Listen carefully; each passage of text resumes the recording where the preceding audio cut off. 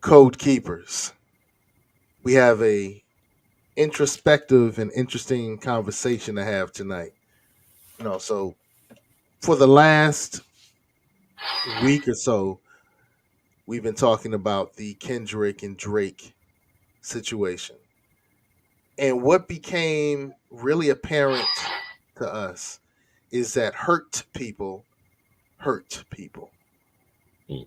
And even though this has been a great moment in hip hop, it's been a great moment in battle rap, it's been a great moment in publicity about the music, about the culture, about the competition that's inherent in the culture.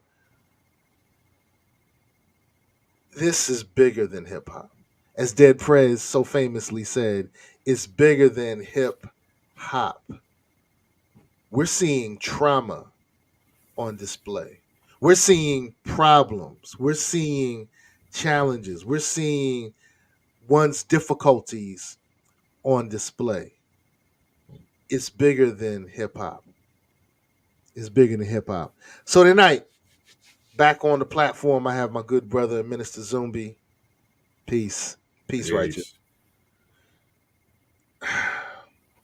So look, everyone's talking about the lyrics. Everyone's talking about the music, the disc bop. You know, so we can go deep and it's so layered. There's a lot of, but what I'm my grown man pants are right. Got my grown man clothes on.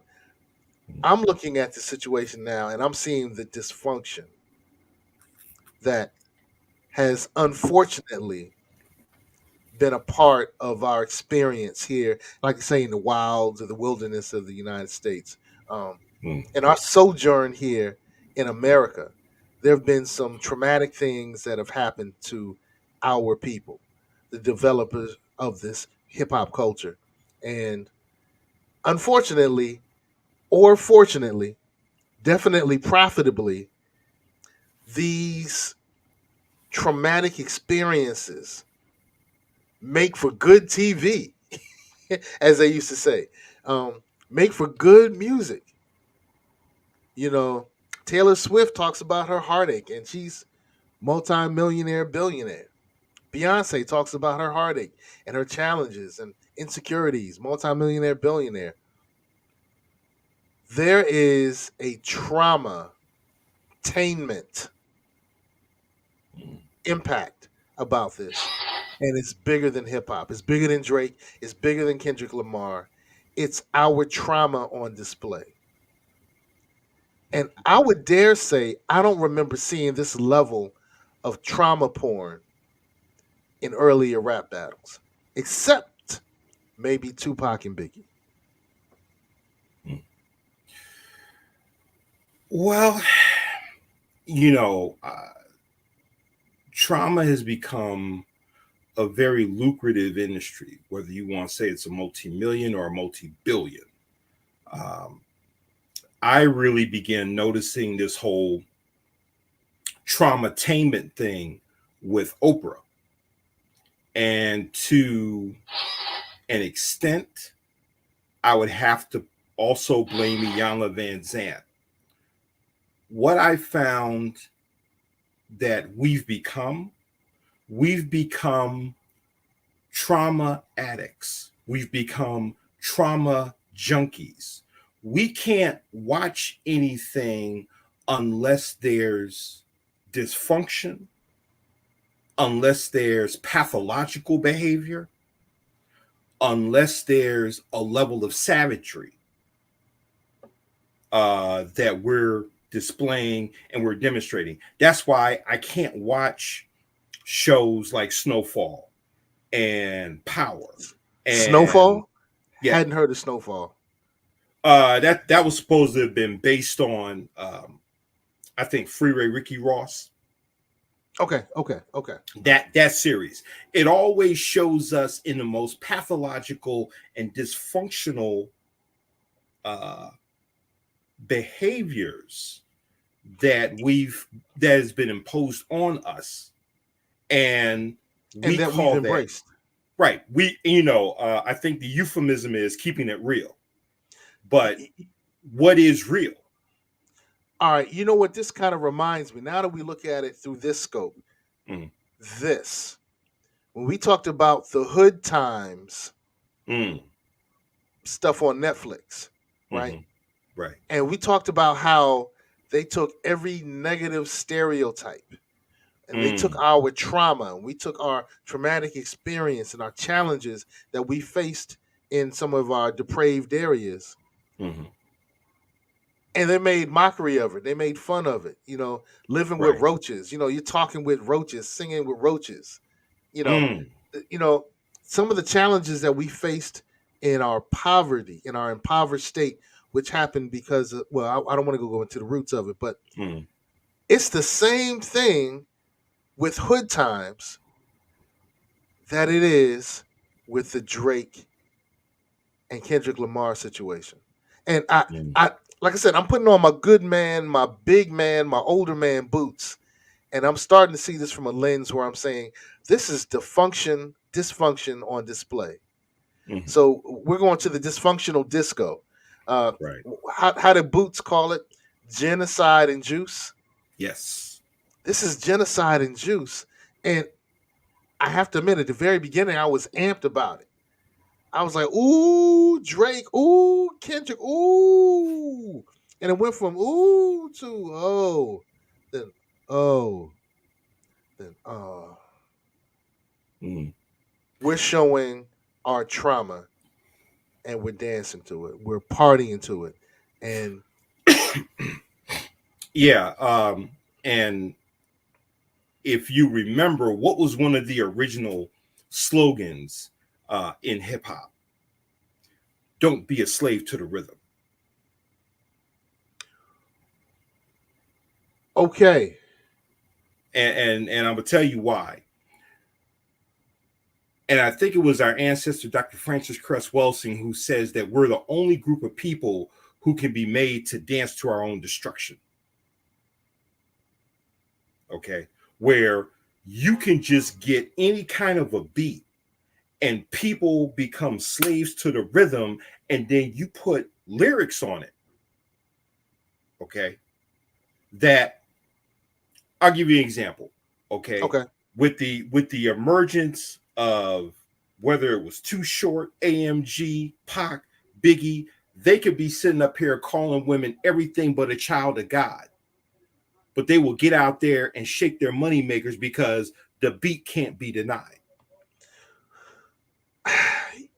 That takes me to one of the articles that I think that we need to bring into this conversation, man. Mm, mm, There's a good article that says that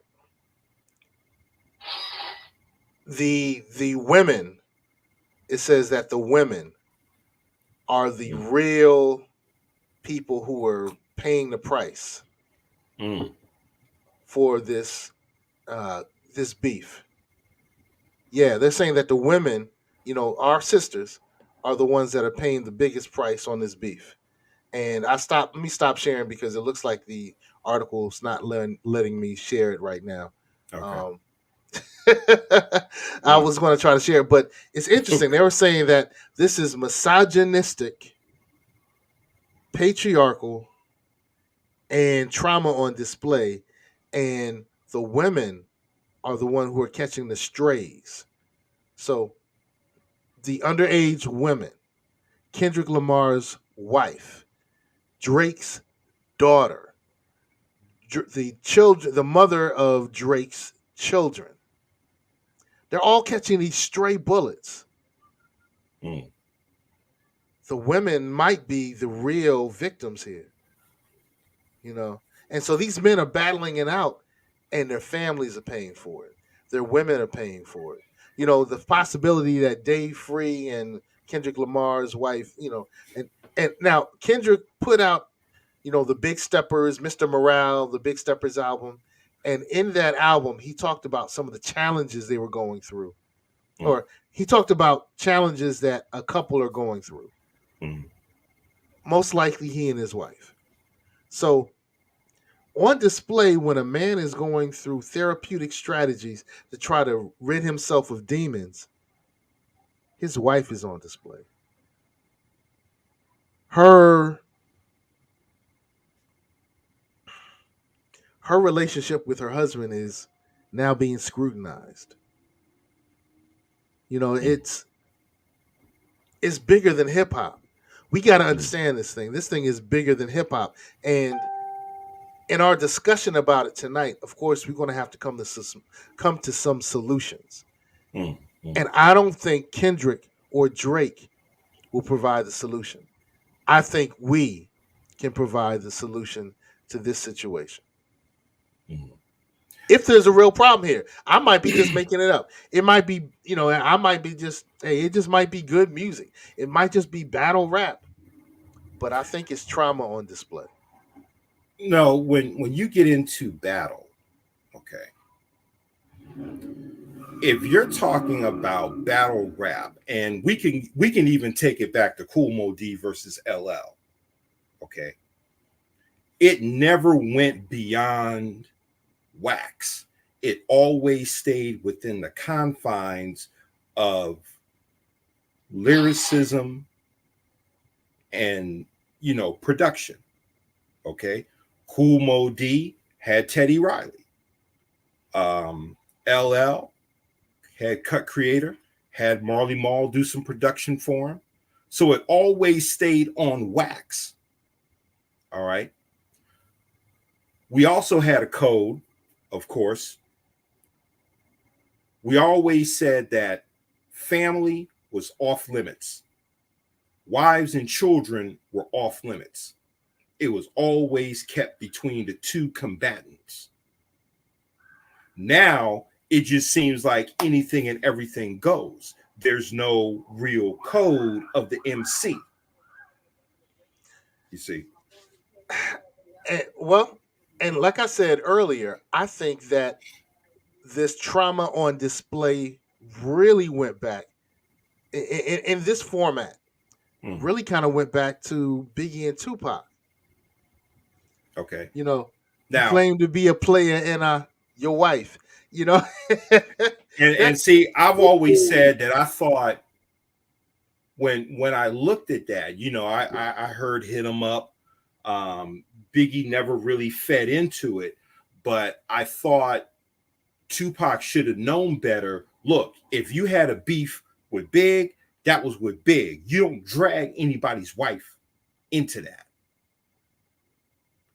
Okay. And that's what I mean by there's no boundaries anymore. There's no guardrails anymore. It's like anything and everything goes, not understanding that there's a price that comes with that. Okay. You get into some real dangerous territory when you start going after people's uh loved ones, whether it's a wife, a significant other, children, parents, you know. And the whole thing that I find interesting about a so-called rap beef or a rap conflict, you never have this energy for the vampires and the culture bandits Hmm. who have been raping and violating us ever since recorded music became an industry. Okay. So why is it that Drake and Kendrick Lamar don't have this same rah-rah for Lear Cohen, for all of these other New Jack uh, record distributors who are taking out life insurance policies on their artists? Well, you know what? I want to tap in on that, man. That's a good Okay. practice. If Okay, so Zumbi, Mm, if your business depends upon a performer, mm, mm, right? All right, and you have to do what's best in your business's interest so that you can help that performer and other performers and you can profit from those works of those performers. mm. Wouldn't it make sense, business sense, to protect your investment? See, Yes. I know that people, when they first heard about the record companies were taking out insurance policies on their artists, they were like, "Oh, that's Mm. that's demonic." But and these people who were saying it was demonic don't, most a lot of them didn't have insurance on their family members. and Mm. they didn't. So one of the things that happens in our community, and it's happened in my family a number of times. One of our elders passed on, Mm. and our elder has been sick for a number of years, Okay. and now we're raising funds for the funeral and to pay for the house and to pay for some of the things that are. We didn't insure our beloved, Mm. and now we're paying the price, and we're having to do a whole lot of extra stuff because we didn't insure something we cared about. Okay. So look, when my father passed, there was a small legacy that he left. Mm. It wasn't big because my father just didn't have that information that I have. Okay. You know, when my mother passed, there was a small legacy that was able to be passed on. But Mm. I have family members that when they passed, like the song said, when they were gone, all they left us was alone. Mm. And it could be a loan on the house that you had to pay off, could be a loan on the car you had to pay off, could be a loan on some other stuff you had to pay off, or it could Mm. be that they didn't leave you with anything. Right. Right. So I kind of want us to think bigger. So when we hear that, oh, they got record labels had insurance policies, they kind of should, Mm. and Well. movie theaters do as well. I have Mm. a policy on my children. I have a policy on my wife. You know, Mm. so I don't think that's the evil thing that we kind of push it up to be, but it's just not been something that our community has gotten used to. We actually look down upon it, and then we have GoFundMe's and chicken dinners, to try to raise funds. Mm. So, But Zombi, if your investment was in me and me doing these shows, and mm. your livelihood benefited from me doing these shows, it would be Mm. in your interest to take out a policy that could help my family and definitely help you in my demise. But see, it's almost like you're betting on the demise of your quote unquote assets. You know, the ops of it. The Okay. ops of it, the optics, yes, the optics. Okay. So The what? optics. Yeah. So the optics of it. Um, here's my thing. Now we know the music industry. They says that we can quote unquote make more money from an artist who's deceased than when that artist was alive. We can mention Prince, we can mention Bob Marley, we can mention even Aretha Franklin. Okay. I guess the ops of it, and when I look at these record labels, I said, okay, here we are in the post Napster era. What this era exposed is that because Napster destroyed the old business model, these guys don't know how to make money anymore. I think we've kind of gotten off topic, and I let us there. What but this comes back. Okay. Yeah, let's bring it back. But So when we're talking about grief, when we're talking about that, what we're seeing is trauma on display. hmm, When you see people really having a hard time at funerals, some of it is a trauma they're playing out. hmm, When we see people doing things that will well, let me try to bring this train back to the trauma on display.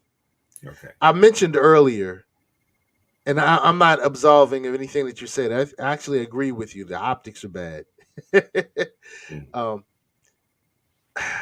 so when Kendrick said, "You're not a colleague, you're a colonizer," okay. what traumatic experience was Kendrick dealing with? See, we look at the stuff that K Dot's gone through in his life, and people who were not really for the culture, for whatever, really for his family, really for his interests, came in and benefited from what he was doing, and they took from him, his family, he and his family, he and his community. So that line is bigger than hip hop. It's bigger than Drake. You're not a colleague, you're a colonizer. It's Okay. really pointing in many ways. It could be pointing, and I don't want to talk for Kendrick, so I'm not talking for Kendrick. So I'm not going to say what he really means is no, that's stupid stuff. Okay. This really can be applied to our experience here in the United States.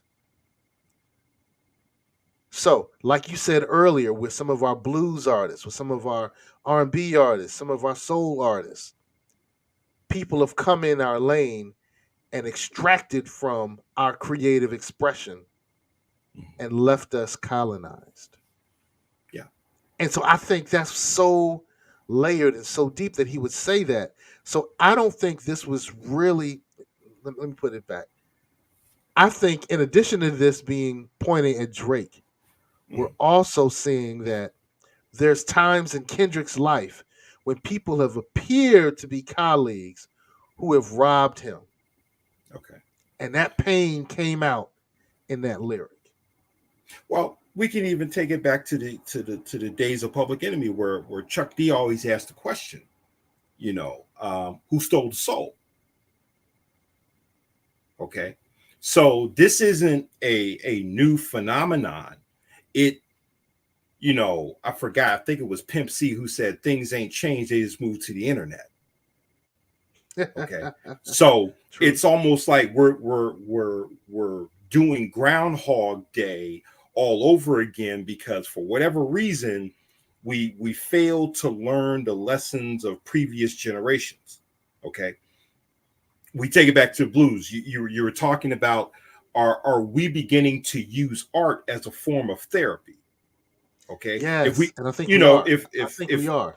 if we go back to the blues, I just got through watching a Howling Wolf documentary, okay, where he came up with a song because of the fact that his mother basically disowned him because, and you remember this, when if you weren't singing gospel, you were doing the devil's music, which was the blues. True. And there was a time where I think Howling Wolf had found his mother working in a diner, hugged her, and was trying to give her money, and she just pushed him away, took the money out of her apron, and threw it on the ground. It's about $1,000. Okay, because she says my son is singing the devil's music, and Howling Wolf never recovered from that, and he had to use his music to deal with that type of rejection and that type of trauma at that Whoa. level. And see, and I think you just tapped into the Mm, basis, the foundation of tonight's argument or tonight's mm, thesis, right? mm. Is that this rap battle is really a display of the trauma that they both have gone through. So Okay. when Kendrick starts pointing the finger at Drake for being a absentee father, Mm, he's also pointing the finger at those who are absent in his life. okay. When But he talks now, about when he talks about how Drake's family is kind of redoing a cycle of disinvolvement, of ignoring people. You know, his mm, father may have ignored his needs, and now okay. he's ignoring the needs and even to the point where he's saying that ain't my baby. That Mm, now Drake mm, later came out and said, when it came to his son, I was trying to hide my son from the world, not hiding my son from the world. Yeah, that's some political talk. okay. Um, and so now there's a possibility that there's a daughter out there. So was Kendrick simply talking to Adonis, or was Kendrick also talking to somebody that he is abandoned? I would Mm, argue. I would argue that it was trauma on display, that it was Kendrick also speaking about his challenges. And he talked about those challenges in the Mr. Morale, Something Big Steppers out, Okay. particularly in the song called United in Grief, Mm, where, in that song, he kind of describes the relationship between he and his wife as they were trauma bonding. Have you mm, seen Euphoria? There's a show on mm. all right, you're not missing much, but Okay. it's a great show. But the Mm, interesting thing about it is it deals with teenagers and how teenagers often really do a lot of trauma bonding. So the one okay. who had daddy issues bonds with another woman who had daddy issues, and one lost her father, one father was really lost. You know, Okay. one. It's interesting in that Euphoria thing. It's a lot of trauma bonding, and Mm, I would also say this: those of us who are like Drake, Drake, Drake, or Kendrick, Kendrick, Kendrick, we have bonded to the trauma that Drake or Kendrick has done a great job of displaying. I guess I'm trying to understand why we are so invested in that. Okay. At a certain point, you have to ask yourself, don't we want these two individuals to be whole, to be made whole again? Be- Yes, because but because here's what I'm getting at. I always ask this question when you have something like this. I don't look at who is suffering, but who's benefiting from the beef, who's benefiting from the trauma, who's benefiting from all of this pathological, dysfunctional behavior that's displayed before the world. And why is it that nobody is looking to put a stop to it, or at least do your healing journey behind closed doors? all right, so that's one of your solutions to the issues that are presented with trauma being on display is doing it behind doors. One of the things I always recommend is, and I'm speaking to the African world community, to find a therapist who is African centered, because there's certain nuances that you can't get from therapists of other ethnicities. Okay. Because um, when you find a therapist who's African centered, okay, you come out of those sessions, or you should come out of those sessions, um, with a more grounded African centered worldview, and a healthier respect. I know two brothers here in where I'm at in the Albany, New York area, who I consider African centered therapists. One is here from the States, one is originally from South Africa, but they are both African centered and both committed. They've both been influenced, whether it's Dr. Amos Wilson or Dr. Naeem Akbar or whomever. They've been influenced to be able to deal in the realm of psychology through an African centered focus. That's why I said sometimes you got to do your healing behind closed doors, because you need a place to where you are what I call emotionally safe, a place where you can be emotionally naked. You need to have a sanctuary where you can do that. And sometimes doing it before the world may not be the healthiest of things. Take a look at Richard Pryor. You look at the trauma that he suffered growing up and being the product of, um, I guess you would say, the grandmother being a madam, the mother being a sex worker, the father basically being the enforcer in the bordello, and the things that he experienced coming through that. I don't think he ever had a chance to heal. So what happens? He gets into self medication and gets introduced to cocaine and then later freebasing, which almost Mm. cost him his life at that point. Okay. Hmm. So sometimes the healing journey has to be done in a solitude, in a place where you can be emotionally safe. Okay. Because there are things that we've experienced where the emotions are just very, very raw. And you really need to have someone who is objective enough to where they can allow you that space to just be. You see. And that's one of the challenges I think that well, first of all, before I respond to your point, AJ Studios, salute to AJ Studios. Mm, The people AJ Studios stated the people who always hated Drake might feel like they're from it, benefiting for it. Um, and I guess that statement was in response to my question of, you know, oh, that was a response to my question when I said, we look at who suffers. I look at who benefits from that type of trauma being put out there. I was yeah, yeah, thinking more, yeah. right, So I right. was thinking more along the lines of networks, along the lines of the record companies, along the lines of uh, distributors, Okay, so yeah, you press, were looking at commerce.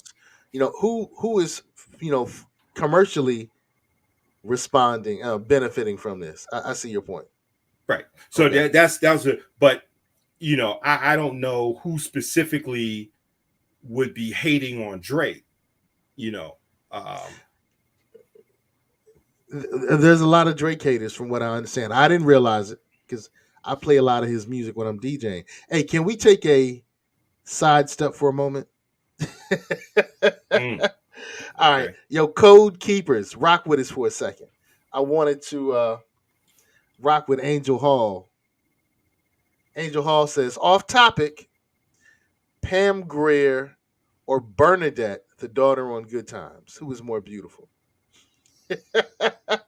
I don't know why this came out. I don't know why Angel Hall decided Mm, to drop this off topic. okay. I say I like them both. Yeah. All right. So just had to take an Mm, off moment, man. Um, okay. yeah. AJ Studio says this beef is getting worrisome given the recent drive-by shooting that happened at Drake's house hours ago. I was honestly afraid this would happen despite the music they're putting out. Um, yeah, so for those who don't know, Code Keepers, uh, one of Drake's bodyguards, and I don't have all the details in front of me, so I'm going off of my memory. One Mm, of mm, Drake's bodyguards was shot and was taken to the hospital. Didn't say he died. I didn't say that. I did say he caught a bullet, okay. and it is getting worrisome. And so this kind of AJ Studios. I'm so glad you said that it's getting worrisome because it was when I put on my grown man shoes and said, "Hold up, this was fun for a minute." Like I said earlier, I said, "Oh," then I was like, "Ooh," then I was like, "Ooh," and then "Ooh." There's trauma here, Mm, and we're making this trauma even more acceptable the more that we feed into it. So I think there's a message here. I mm, think there's a message here and a strategy. Let's see what AJ Studios is going to say now.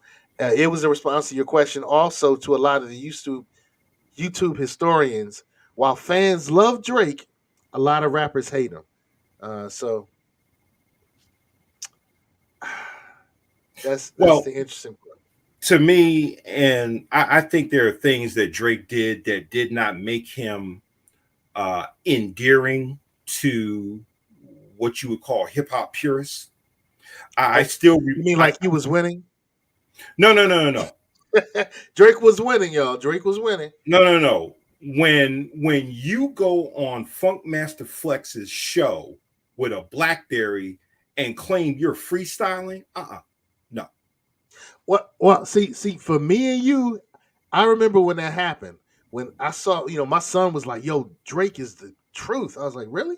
Let me watch the video." I was like, "He got a BlackBerry with him." He's like, that's how we do it, Dad. He reading his lyrics. No, see, That's how y'all do it.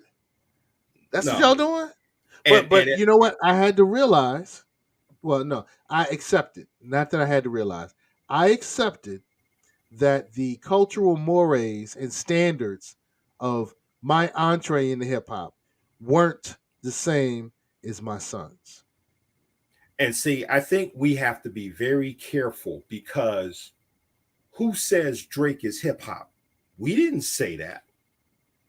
Or is he a product of something in a boardroom All that right, was and that's manufactured? now that was the thing that when Kendrick Lamar said the line about you can rock Hilfiger, but FUBU was never in your collection. That's what I thought he was saying. I thought he was saying you weren't for us, by us. You were a plant. You didn't go through Mm, the normal process of becoming a hip hop star. You were planted here. I don't think he was saying that, because you're biracial, if you want to say that you're not really hip hop, you're not really black, you're not really this. I don't think he was talking about colorism as much as I thought he was talking about authenticity. But I do say that this also harkens back to the point that we feel that you mm, have to be super authentic for us to derive any goodness out of your situation. mm, That goes along with people saying you got to walk in my shoes before you feel my pain before I can listen to you. And mm, that's a lie. That's a fallacy. That's a mm, misnomer. I mm, don't have to walk in your shoes to really feel your pain, to give you good advice. Like, for instance, I used to tell people, you know, a woman that I used to mentor her kids, she used to say, "You haven't walked in our shoes. You don't know what it's like." And I would say to her, if I was going from here to Brooklyn, New York, mm, all right, if you gave me a map to go from here to Brooklyn, New York, I could follow that map even if I've never been to New York. I don't mm, have to have come from New York to understand how to get to New York. I just need to follow a map. mm, mhm, And so I don't have to have an authentic New York experience to know how to get back there. mhm, I think that too many of our people have waited for the authenticity to give us the roadmap to get to empowerment when there's a map for empowerment and all we have to do is follow the map. People that look like us don't have to have followed that map for us to get empowered. People who are for us, by us, don't have to have followed that map for us to follow that map to get to empowerment. People who love us and come from our family don't have to have followed that map for us to follow that map to get to empowerment. I think this is me on my empowerment pedestal, that we do ourselves a disservice by putting so much importance in authenticity and you coming from here. well, but let's look at authenticity this way. Okay. In hip hop, there's a thing about if you're going to spit rhymes, then you have to take the time to write your own rhymes. There's no ghostwriting involved. Is that well, you know Okay. what? I think we're off topic, but I want to go with No, no, this. no. But I but want to go but with this. I want to go with this. I want to go with this. Go ahead. but this kind of goes back to what you were talking about with authenticity leading into the trauma. Now, part of that authenticity is the need for acceptance, and this kind of plays into the thing with Drake and Kendrick. I wouldn't be surprised if Drake has always been fighting for acceptance Okay. within the culture. Okay, coming from Toronto, we don't know what hip hop culture is in Toronto. Yes, you do. You were introduced to the culture via Jay Prince's son. Yo, Okay. I just got to tap in on that point. We know what the culture of hip hop is in Toronto. It's the same as the hip hop culture in Japan. It's the same as the hip hop culture in Africa. It's the same as the hip hop culture in the Bay Area. It's the same as the hip hop culture in New York City. It's the same as the hip hop culture in DC. We got MCs, we got DJs, producers, music makers. Mm, The MC is the performer. We have fashion. mm, We have making something out of nothing, mm, right? So we have the DJ, we have the MC, we have the breakdancer, the expressionist, you know. mm, All right. So the four core elements of hip hop and the plus lessons, knowledge, wisdom, understanding, street commerce, those are the same everywhere we go. People want to know. It's the same thing everywhere.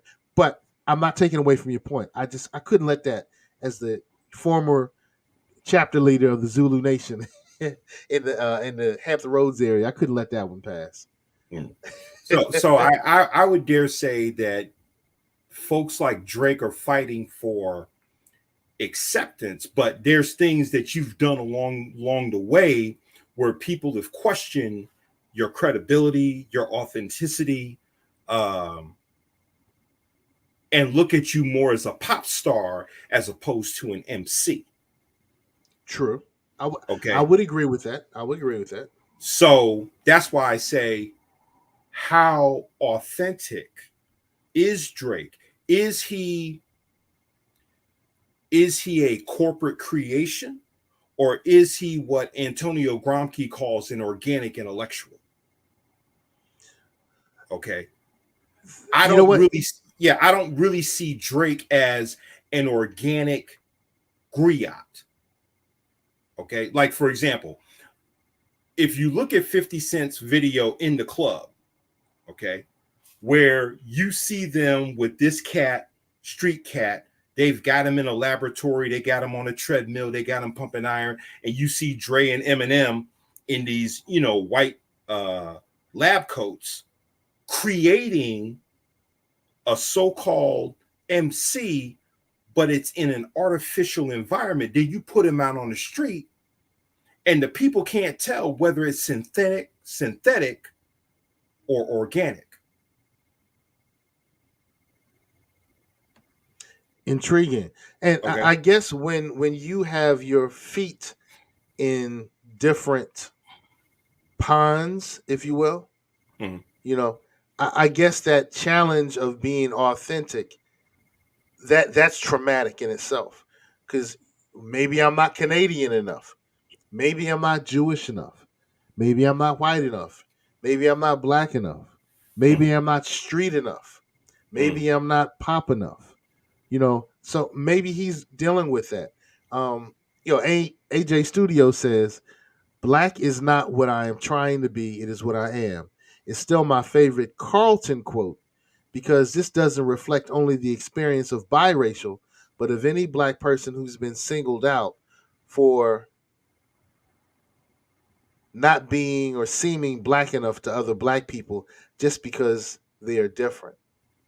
It's proven to be a rather timeless quote. And I would agree that, Drake might be, like you were just saying, Zumbi, struggling with that. That might be part of the trauma that we see happening here. Right. And that's why I said, you're fighting for acceptance. Okay. The way you were brought in through Jay Prince's son. And then you were a part of this, what do you call it? The Maybach group, where it was Drake and who else? Rick Ross and all these other folk. So it's like you're still fighting for acceptance. I've always said this: the mainstream needs the underground more than the underground needs the mainstream. Okay. And when you're trying to tap into that, okay, like I don't get into any of Drake's lyrics, okay, but it's hard for me to take him seriously after what I saw, what he did with the BlackBerry on Funk Master Flex Hot 97. Now, I come from, Are you I okay, come bro? from, yeah, I Are you come okay? from, You sure you're okay, bro? Because yeah, you brought that up twice, man. I just want to make no, sure that but wasn't a what, traumatic moment for you.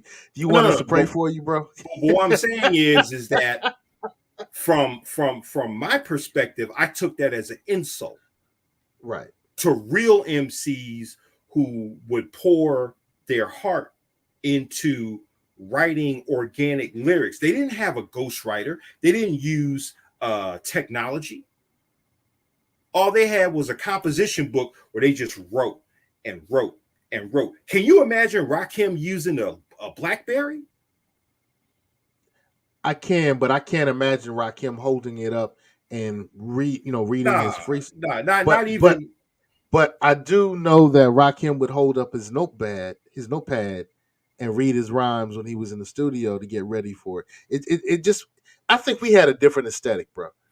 I think we had a different aesthetic, and you know. And like I said, the trauma is really, to me, at least from Drake's side, it's about acceptance. Okay. Because it seems like he's fighting for acceptance and he's fighting for respect, not from the mainstream, but from the underground. hmm, Okay. Because it's almost like this. If you're an NBA superstar, whether you were Magic, whether you were Dr. J, one of your rites of passage was you had to play ball at the Rucker to really be considered authentic. Okay. right. And I think, I don't know if Drake has gone through hip hop's Rucker Park yet, or if he's built for that because of the way that his career was designed for him to be a pop star and not a real MC. You see, and I think there's struggle with that. Also, knowing just enough about his background to where he doesn't really talk about his father. So I don't know if there's issues of feeling rejected by his father, or and then now being rejected by certain pockets within hip hop, whether it was from those who preceded him or even his contemporaries. Okay. And I'm Hmm. pretty sure there are contemporaries who are not resenting him because of the material success, but they resent him because they know that he's not an authentic MC. He's a pop star masquerading as a so called MC. So he may have, what do you call it? Imposter syndrome, where Interesting, interesting. whatever Drake does, he's not, like I said, I don't consider him an organic intellectual, like DMX, may the universe be pleased with him. I've always considered him an organic intellectual because he tells you about the things he struggles with, the demons he has. But there's always a redempting quality in DMX because he's fighting to be upright, moral, civilized, and righteous. But he's having to go through struggle after struggle. That's why we loved him. And as we come to a close, we got 10 minutes, bro. Oh, As okay. we come to a close, Mm, I think it's important that we leave with some strategy. We leave with mm, some insight. Um, you and I both seem to embrace the concept that there is trauma on display here, that mm. there is traumatainment that's happening. And Right. what do we do to improve our communities? So, like I asked in all of our shows, Mm, how does this moment empower us? mm. How does this beef with Kendrick and Drake empower us? And I have my answer. Let me let you start if you're ready to start. How does this empower us? Because we're all about empowerment here. I think it's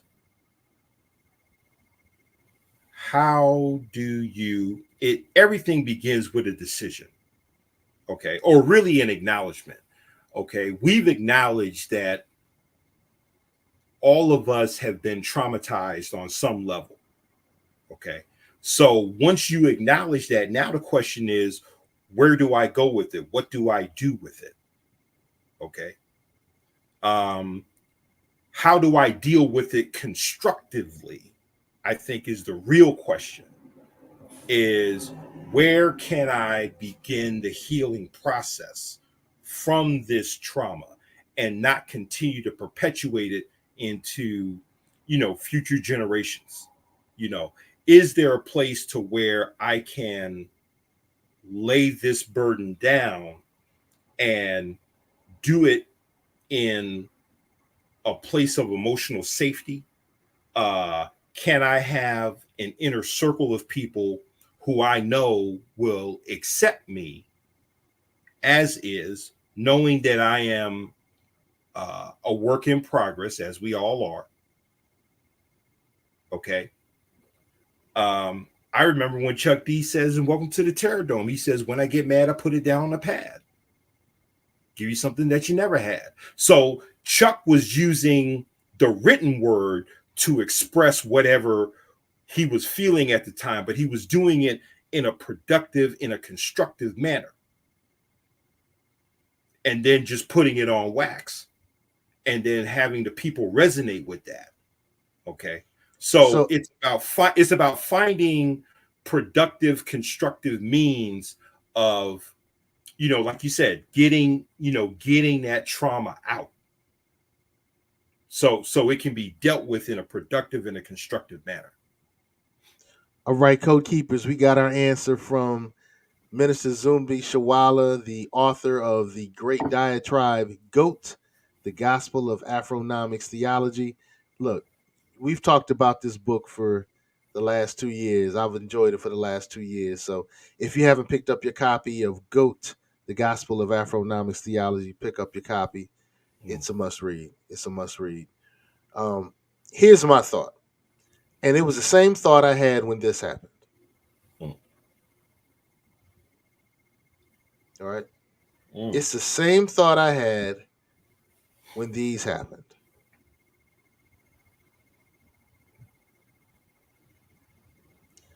It's the same thought I had when we studied these. mm. It's going to be the same message that I said when we discussed this.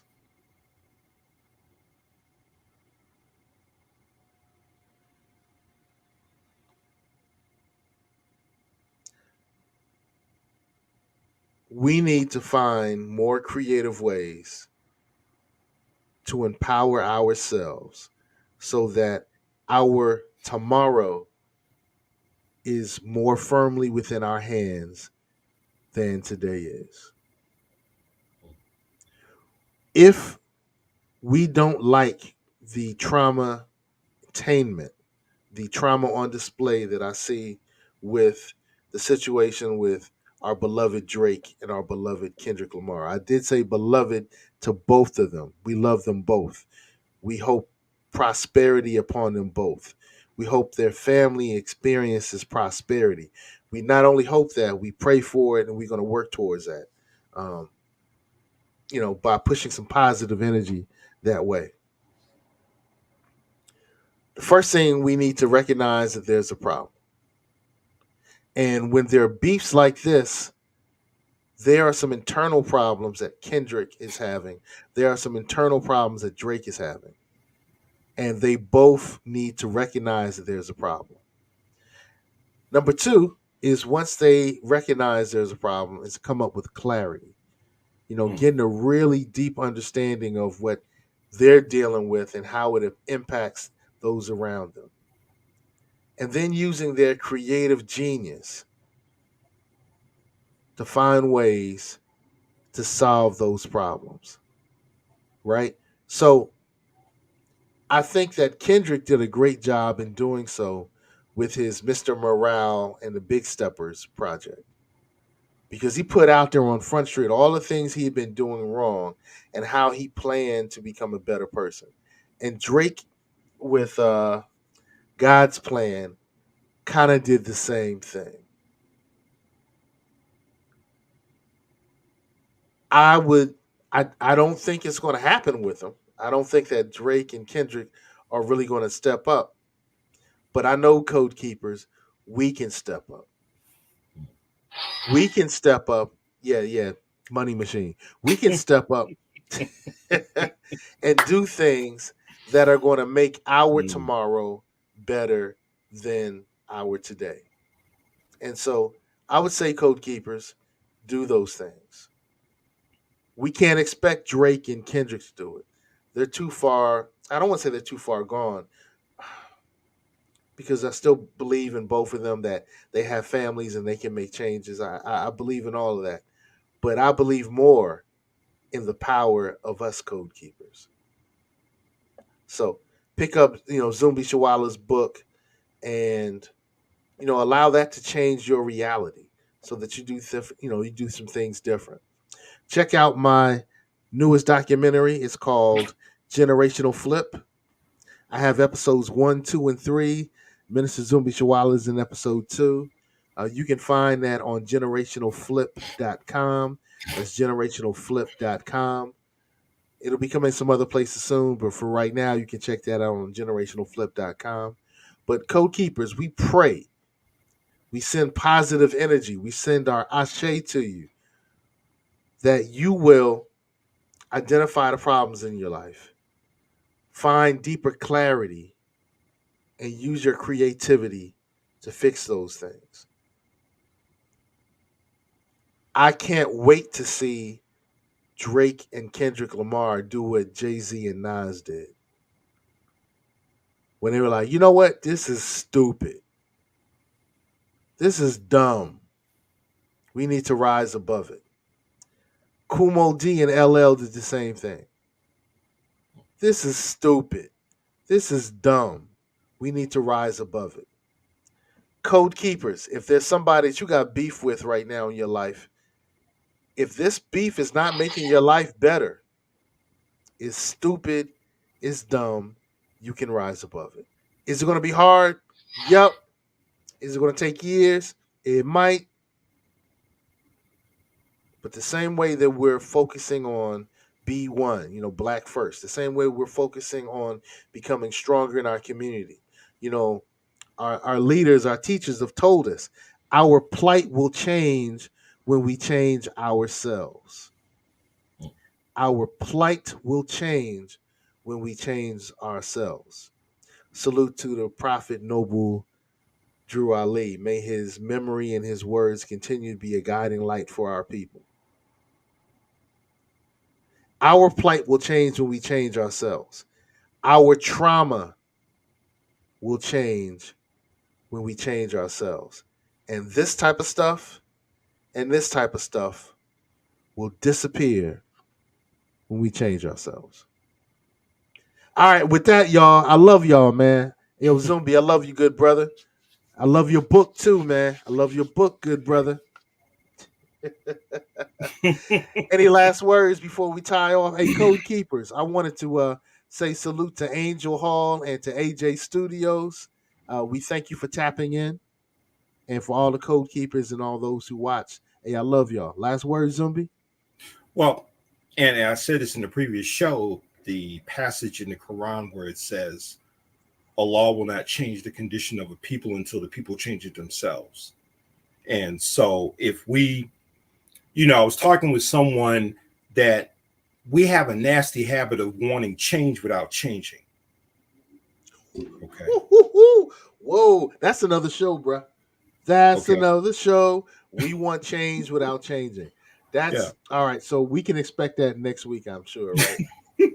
That'll It, be it'll, in. it'll be soon. It'll be, It'll be but, so. It'll be on but one of Zumbi's show. What's your show called, man? I keep forgetting the what name I of it. called it, Bad Seiko. it's a, It's been a while. yeah.